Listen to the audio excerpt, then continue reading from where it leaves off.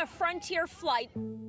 Welcome back to Advocacy, Alchemy with Professor Ross. Today we have a good one, guys. We're diving into this shocking in-flight altercation that happened last Monday on Frontier Airlines on a plane from Philadelphia to Miami. 2 passengers, one alleged chokehold, a claim of meditation turned menace. But what starts as a battery case quickly opens the door to deeper issues: jurisdictional conflict, civil liability, cultural tension, and yes, even national security. This isn't just about a fight on a plane. This is about what happens when public safety, post 9/11 memories, and courtroom strategy all collide at 30,000 feet. So with that, let's jump right in. And the victim says he was attacked for no reason. Tonight, he's talking to just one station. The night team's Maricela Burgos is live at MIA. She has more on this flight, Maricela. Belkis, he told us he wanted to clear the air. He wanted to make sure that people knew this was unprovoked. That passenger was behind him. He says out of nowhere he was attacked, and that passenger put his hands, he says, around his neck. A fight on a Frontier flight between 2 passengers.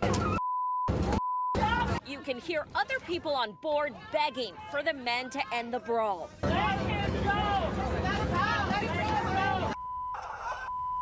One of those guys in the cell phone video is Keanu Evans, who shakes his head watching it back. What I hate is that the video doesn't capture what started the whole thing, you know? It only captures me defending myself. He says what you don't see on this cell phone video is what happened beforehand that caused him to react. He was doing some like dark laugh, like ha ha ha ha ha, and he was saying things like, you puny mortal man, if you challenge me, it will result in your death. Keanu says he left his seat to use the restroom and made sure to tell the flight attendants what was going on. They told him to push the button for assistance if it continued, which Keanu says it did. And he kept threatening me with like death. That's what made me get up and press the button above me. And I just turned around and I looked at him and I responded to him. A lot was going on, and immediately he just got up and he puts his forehead on my forehead like he was challenging me, you know. He's looking at me very angrily, and we're looking eye to eye, forehead to forehead, and then he just grabs me by the throat and just starts choking me. At that moment, it was, you know, fight or flight responses kick in. I'm in a tight, confined space on an aircraft, and all I can do is just defend myself. That other passenger is Ishan Sharma, who is now charged with battery. Sir, you have to sit down. When the flight landed at MIA Monday night, cops were waiting. If you see on my face, I've got some scratches from him scratching me on this right-hand side. Authorities handcuffed Sharma and walked him through the terminal. Now he's sitting in jail. It makes me feel bad because I don't want people to get the wrong idea about who I am as a person. I'm a good person. You know, I recently got baptized. The biggest drawback for me, what I wish that I could have done better, was just not go back to my seat and been more adamant, like, hey, keep me away from this guy. That man is Ishan Sharma. He's 21 years old. He's from Newark, New Jersey. Now, he's facing battery charges now in the state of Florida, and it's a misdemeanor. And that's all I say for now. Don't let that fool you, because the behavior we saw on the plane, that's the kind of thing that sets off alarms in federal law enforcement circles, especially when it involves threats, physical contact, and what could be interpreted as testing in-flight vulnerabilities. Now, from here, I am sure that Sharma's been flagged, and there'll probably be more thorough investigations into his past. Now let's move into the law breakdown section. All right, so let's start with the most basic level charge here. First, we have the Florida statute, section 784.03, battery, misdemeanor level. Now, this is defined as when a person commits a battery if they actually and intentionally touch or strike another person against their will, or intentionally causes bodily harm. Now here, in this case, Ishan, the Middle Eastern man, allegedly grabbed Keanu Evans by the throat after issuing verbal threats. Now, if proven, that clearly qualifies as unlawful touching, a battery under Florida law. Now also, let me ask you this. Remember, as soon as he put his forehead against the other man's forehead, so when Ishan put his forehead against Keanu's, I think that's a battery right then. I don't want anybody putting their forehead against mine. The penalty, this is a first-degree misdemeanor in Florida. I have to laugh about what... well, certain people put their forehead against mine. But this is a first-degree misdemeanor in Florida. It's punishable by up to 1 year in jail, 1 year on probation, and a fine of up to $1,000. That's our 111. Now, there are some other laws we have to consider. If the federal government decides to step in, there's several sets of laws that they have that potentially could be applicable here. Let's start with interference with flight crew members and attendants. 49 U.S.C. section 46504. This law says that it's a federal crime, first of all right? So these are all federal laws we're going to talk about from this point forward. But it's a federal crime to assault or intimidate any flight crew members or attendant in any way that interferes with their duties or the safety of the flight. Now, while this case didn't involve the crew members directly, a fight on board could easily escalate and interfere with flight operations. The FAA and federal prosecutors would probably view this in-cabin disturbance, especially since it got physical, as a potential threat to aviation safety. Next, violence against passengers on an aircraft. Now this is probably directly where they can easily hook into this case. And like I said, look, this is getting some traction right now. It's fairly viral from the news report itself. I actually saw this from watching some other YouTube stuff. This is found at 49 U.S.C. section 46318, and it defines this statute as assaulting or intimidating another person on an aircraft in a way that threatens the aircraft's safety. Now you saw that fight. Come on. That could have easily sprawled out into the aisle of that small plane and down the aisle and wherever. Other people could have gotten involved. I mean, they were two grown men ready to tear up the whole plane. All right, the act of choking another passenger coupled with the verbal death threats and escalation in that confined space, that all supports charges under this statute. And that's even if it's not filed initially. All right, so they're saying that just because Florida's going with simple battery right now, that doesn't stop really the DOJ from stepping in and saying, hey, look, these other violations are fairly serious. That's a long flight from Philadelphia to Miami. What's it, like a two-hour flight or something? Maybe 2.5 hour flight? And this happened midway through the flight. So they had to sit this guy down. And you know what? It really goes to show that there probably isn't, I don't know if I should say that. No, I'm not going to say that.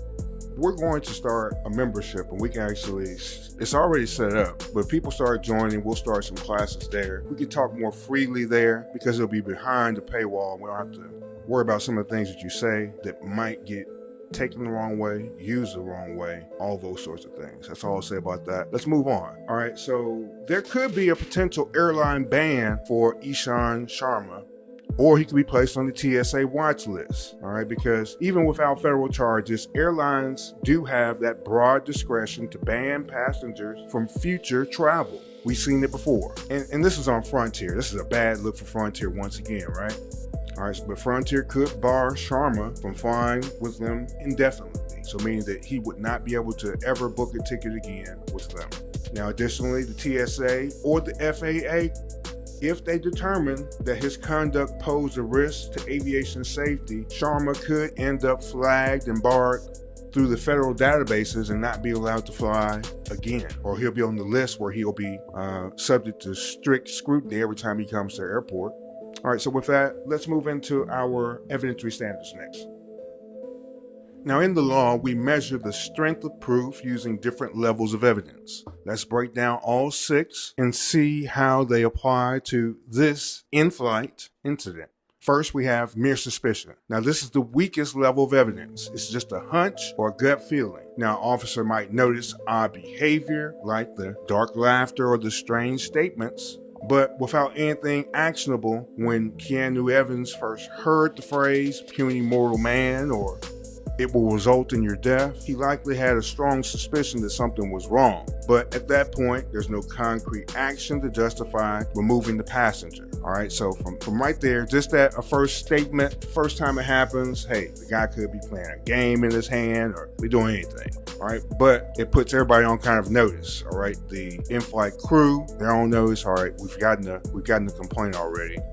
We'll watch closer to make sure nothing happens. All right, so let's move up one level. Now, reasonable suspicion. Now, this is when the government or the police have specific facts or circumstances gathered that would lead a reasonable person to believe that criminal activity may be afoot. Evans took the threat seriously. He reported to the in-flight attendants. Now, at this point, the man's statements combined with the ominous tone and his physical posture elevated the concern. A reasonable person could suspect potential violence was imminent. All right, so remember, he stood up, he pushed the button, turned around, and then he began to interact with the person. We can't see how long they interacted, but it probably wasn't very long. But that button was pushed. As soon as that button is pushed, it notifies all the stations along the plane where the in-flight crew are. That someone is notifying you all they need assistance. So the crew's been put on notice. They had already told him, use the button if you have any more issues with the same person. Let's move up one more level. Probable cause. Now, probable cause exists when there's enough evidence for a reasonable person to believe that a crime has been committed and the suspect is involved.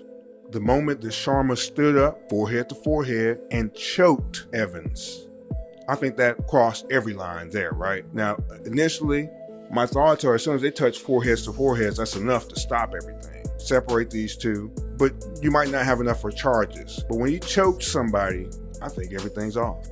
Probable cause for battery was clearly established. The second physical contact began. Moving up one more level to preponderance of the evidence. Now, this is our fourth standard we talked about so far, okay? There's 6 in all, but this standard is used mostly in civil cases. This is the one that's used usually all the time in civil cases when people are suing somebody for money. It means that something is more likely to be true than not. So when you sue a person, you're saying, you're trying to show everyone, the judge, the jury, my claim is true. And all you have to prove is this 51% of the evidence is in my favor, I should win. If Evans were to file a civil lawsuit against Sharma or the airline for failing to act, he'd need to show it's more likely than not that their negligence or the conduct led to his harm. His warnings to the crew and their inaction could become key facts in that case. I think it would be a good case too. Let's move up one more. Clear and convincing evidence. Now, this is our fifth. Now, this is a higher standard that's used in some criminal matters, including restraining orders or certain claims of fraud.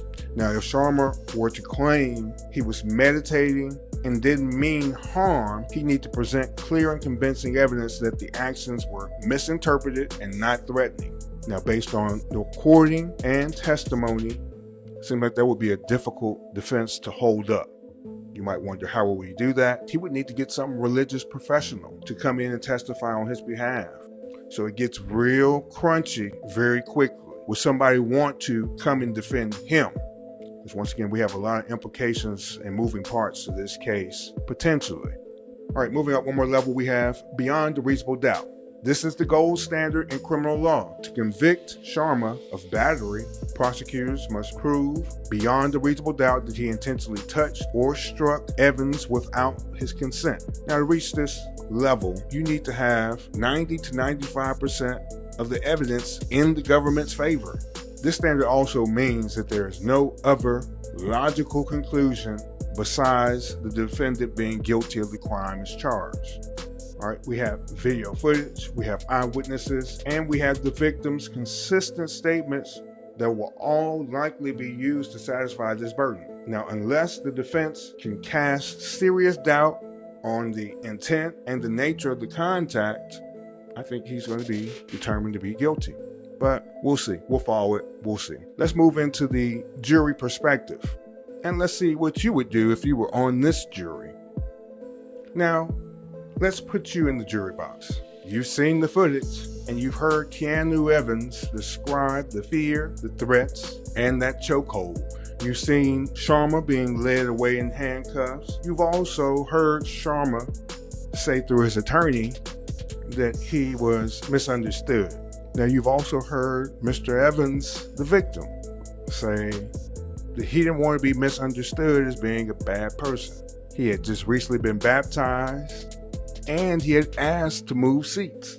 So now ask yourself, did this feel premeditated or was this impulsive? Did Sharma snap under stress, or was this a planned outburst veiled in spiritual or dramatic language? Next, does claiming meditation help or hurt his defense? If you're a juror on this case and you've heard a man stood up, spoke about death, and then choked someone while calling it part of his meditative state, does that give you doubt, or does it sound like a dangerous cover story? How much weight do you give to the victim's attempts and efforts to de-escalate the situation? We heard that he warned the flight attendants, tried to remove himself, and only responded physically when attacked. Would you see him as credible? Would you see him as a reasonable person in that situation? Next, does the confined space of an aircraft change the stakes? Now remember, this wasn't at a bar or on a sidewalk or even on the ground. This is mid-flight from Philadelphia, Pennsylvania, going to Miami, Florida. So where are they at? Probably Georgia or something? They may be at South Carolina? Who knows? Mid-flight. Hundreds and thousands of feet in the air. Does that amplify the threat level in your mind? And finally, what if this wasn't a one-off? What if this is part of some bigger test? A way to probe the limits of passenger response, airline policy, and crew reaction time.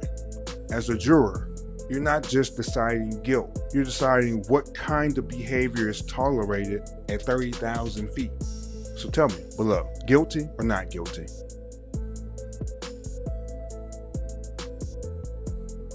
So, what did we learn from this high altitude showdown? First, violence on an airplane, even between passengers, is never just a simple battery. The moment threats are made and physical contact happens, especially in a confined space, the legal consequences multiply, whether it's state misdemeanor charges or potential federal review. What happens in the air doesn't stay in the air. It lands hard in a courtroom. Second, this case reminds us that intentions matter, but so does perception.